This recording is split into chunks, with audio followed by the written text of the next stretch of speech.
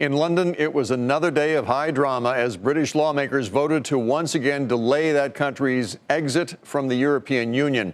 The move is a blow to the nation's new prime minister, and it cuts the chances of a Brexit without an economic deal in place. Willem Marx is in London for us tonight. Order! It's a now increasingly familiar but still painful tableau for the new British Prime Minister. The ayes to the right, 329. The noes to the left, 300. 2 days of parliamentary confrontation for Boris Johnson. So the ayes have it, the ayes have it.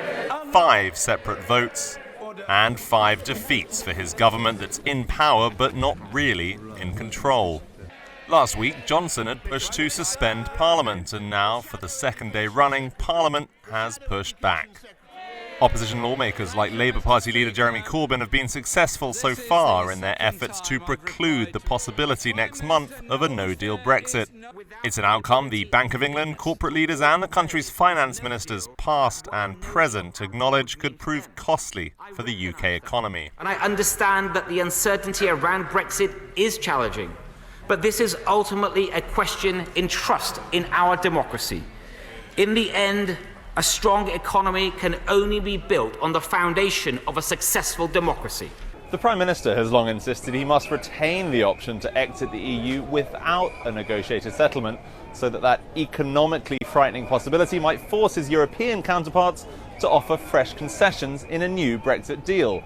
But as his own government has so far refused to publish details of how bad a disorderly departure would be for the UK, his opponents here in Westminster have sought to deny him that negotiating tool.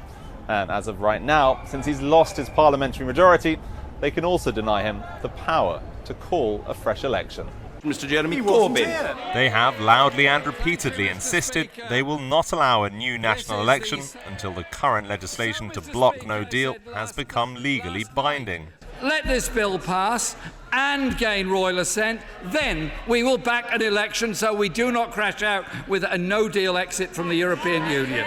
Based on the existing parliamentary schedule, that means an election could be called early next week, to take place midway through next month.